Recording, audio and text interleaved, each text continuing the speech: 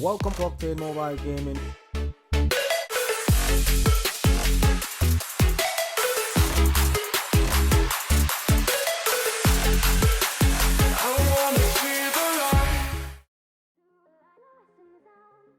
Today we take a look at two deck combinations. One is for the guild bosses, one is for the crusade. This one that we're currently looking at, it's not really a non-event deck because we are running the ultra rare. Didn't manage to get 2 copies of the ultra rare, went into the 500 gem vault. However, I wasn't lucky enough to get the master collection card. So what we've done, I've gone ahead and I've used Vanquishing Vagabonds, which is a chaotic killer card, but it's a Slayer chaotic killer card. This is from last season Dark Slayer event, and this one will create 4 Dark Power Gem 5s plus 1 additional for every 150 chaotic killer intensity, and an additional 4 the next time this era attacks. Charge rate is 9 and it's got a 2-turn cooldown. It works very well with this card, Freedom Fighters. I don't think I really need to go through what Freedom Fighter does because this is a card that I've spoken about on many occasions. This is a card as well that I've spoken about on many occasions. It's a card that is so frequent within the game, it needs no introduction. High performance unit area. Next card up is Starborn Sentinel, and it's a light commander chaotic killer card, and it will freeze all enemy, increasing their turn count by 1. It's got a 6-turn cooldown and a 9 gem charge rate. We're not relying on the battle skill of this card. It does come in handy from time to time, but we're not really relying on the battle skill. We're relying on the passive. Now the passive will create 3 light power gem 5s at the start of each turn. If the enemies are burning, instead it will create 4 plus 1 additional for every 150 chaotic killer intensity. So this deck does depend on intensity to create more power gem, whether it be dark power gem or light power gem. Now these 2 cards are not chaotic killer. These 2 cards are immortal killer. Now this will be my main damage dealer, and of course high performance unit area will boost its attack output. Now this card is primarily on the deck to dispel weaken, because weaken will affect high performance unit area's battle skill, because its battle skill heals as well as it boosts your attack, and weaken affects any card that boosts attack or damage, and the ultra rare dispels it. You can find other cards within a deck that dispels weaken, and you can use it instead if you haven't got the ultra rare, but I've got the ultra rare, so I'm using the ultra rare as the card to dispel. Its ability to create power gems on every turn as long as you activate the battle skill, and its ability to heal does come in handy. High performance unit area heals as well, so both cards together will keep my deck healed. Because if we have a look at the stats for this deck, you can see the leader skill only buffs 2 cards in the deck. It buffs high performance unit area because she's the lead card, and it buffs Freedom Fighter because it's an immortal killer card.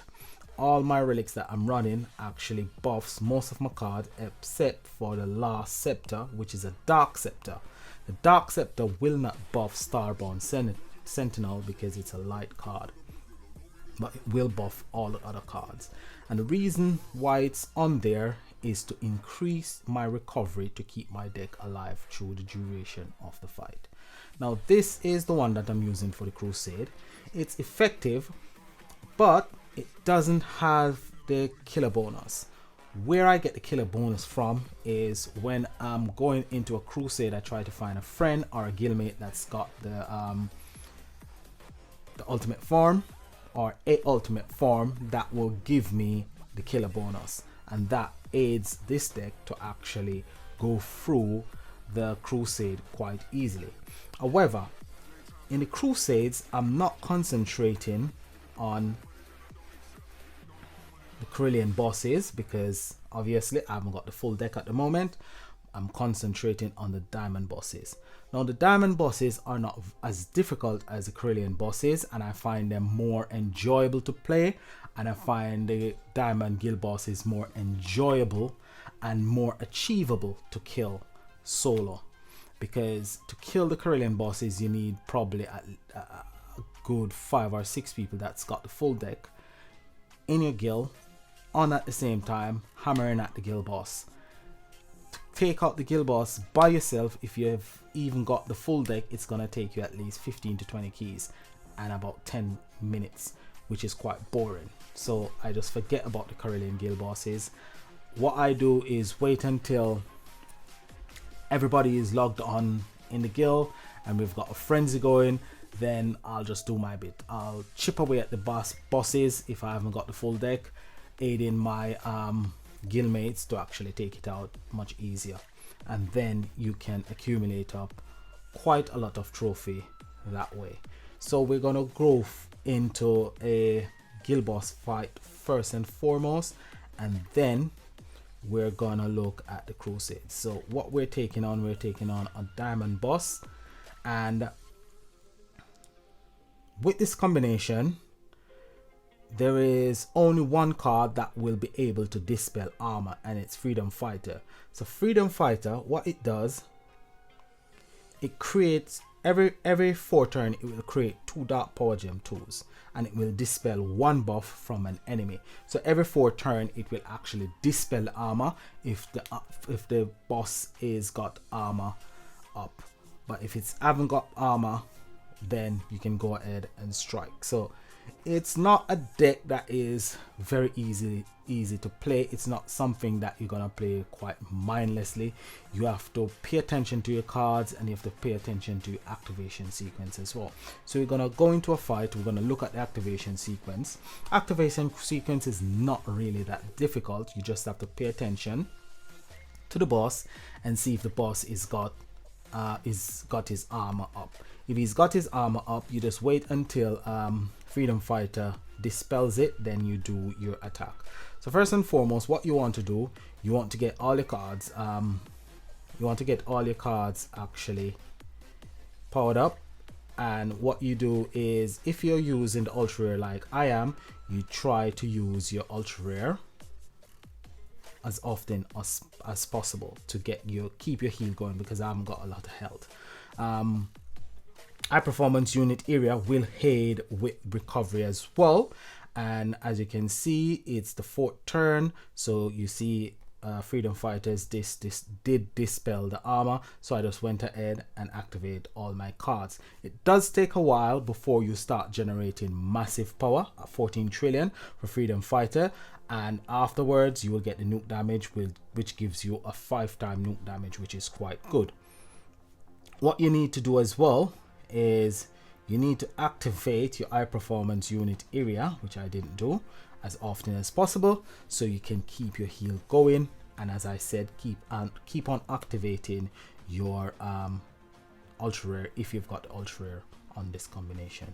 So again, I'm going to activate my ultra rare. I haven't got the armor up, so I'm going to activate all the other cards, and then I'm just going to swap my power gems, and I'm just going to keep chipping away at the boss, chipping away at the boss, chipping away at the boss, and the nuke damage will come in, and nuke damage will do quite a bit of damage. From time to time I will activate my Starborn Sentinel just to give me a delay on the boss. You don't want to do that delay, however, when you're going to activate your high performance unit area, because it will nullify our battle skill, because it's when you get hit you get the status that boosts. Okay, let's see if the armor is going to be dispelled.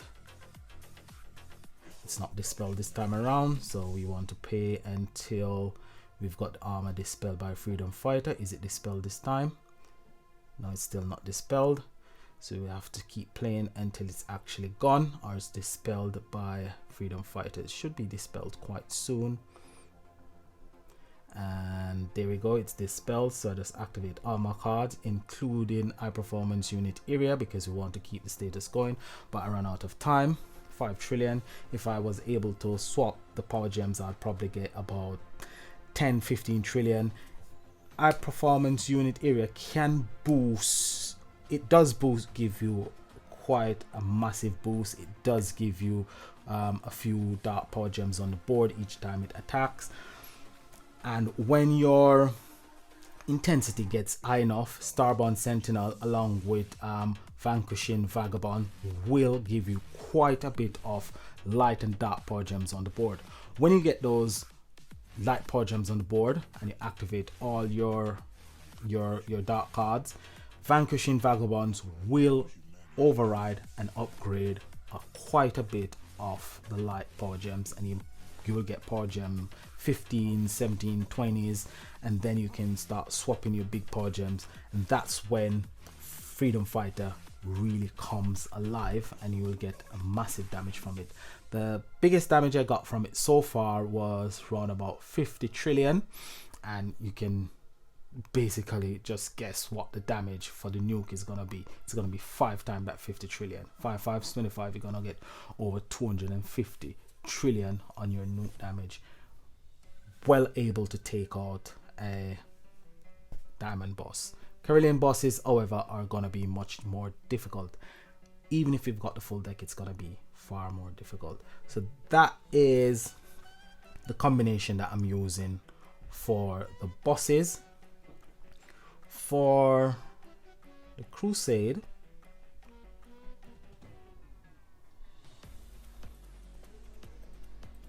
next up we're gonna take a look at the Crusade deck in action.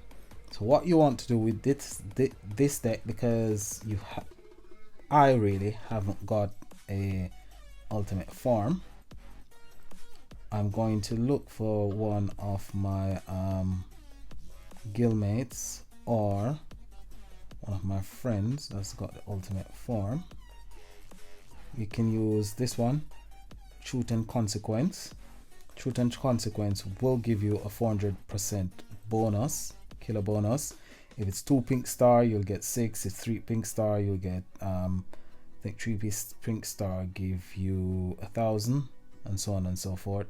But I am looking for the current ultimate form. If I can't find one, I'll have to use Truth and Consequence. So we're gonna go ahead and use Truth and Consequence, and that will give us the boost for all our dark cards. We don't need a boost for our light Starborn Sentinel. And this one, as I said, I'm running a mixture of the Golem deck along with cards from the current deck with Starborn Sentinel, and the addition of the Master Collection card, this one, which is called Goliath. And Goliath doesn't produce dark power gems passively as the Glorious Golem does. However, it will give us quite a bit of dark gem whenever the battle skill is available. So we're gonna go ahead and we're gonna power up all our cards. I'm not too bothered about powering up my Starborn Sentinel because it produces all its power gems passively, which makes it quite brilliant. So the cards that I will be activating quite often is my 2 ultra rare. So both the ultra rare and the ultimate form for the current deck has got a 1-turn cooldown. The support card as well has got a 1-turn cooldown. However, the main card and the event card and the Master Collection card have both got 3-turn cooldowns. So I'm gonna swap my gems, and I should get decent enough damage output. It would have been a bigger bang if I had the current ultimate form, because that would have given me a 900% damage boost. But it is what it is, and 400% is better than nothing. You can, if you haven't got a card to actually boost all your cards, you can go ahead and go through the diamond wave fights just the same. Your deck will be able to take them out, not as easily as if you've got the boost, but it will be able to take them out nevertheless, because this combination is quite effective, and you do produce quite a bit of dark power gems on board. So we're up to the third waves, and the third wave is not a mini boss, so it should be easier to take out. The mini bosses are a bit more difficult to take out, especially the last boss. That one is really the toughest. So these ones are putting up a fight. So what we're gonna activate, we'll just activate all our cards, because the next boss up is a wisp, and we don't really need much power for the wisp. So we're gonna activate all our cards, all our battle skills here. This should give us a big bang for our buck, and that should take this wave down. Here comes the wisp, and wisp doesn't need quite as much power. It's just there to give you a bit of recovery.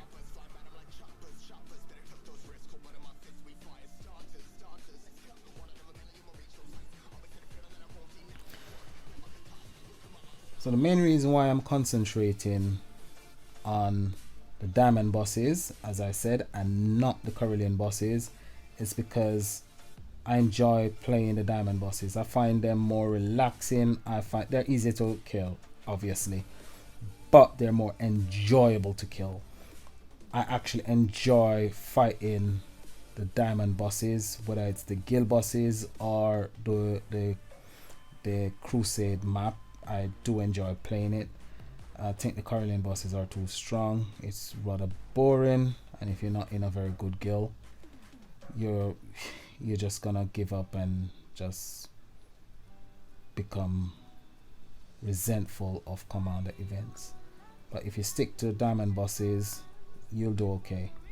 You're not gonna place #1 in the world, but you can do relatively well on the solo leaderboard, which I'm not doing too bad at the moment. I'm quite surprised, really, that I'm in second place in the Emperor League, but it's early days yet. By the time it gets to Sunday afternoon, then we'll know exactly where I'm gonna finish, because Saturday most people is at home, so they'll be playing all day. So that's when the leaderboards kind of take form, and you actually know exactly roundabout whereabouts on the solo leaderboard you're gonna end up. So we'll see where I am on Saturday afternoon, Sunday morning, and I'll know whether I'm gonna finish in the top 5 and if I'm gonna be in the Legend League. Don't really like Legend League, but I do like the rewards that you get when you finish in the top 5. Okay, so that's the two combination that I've got for you, and they work quite well.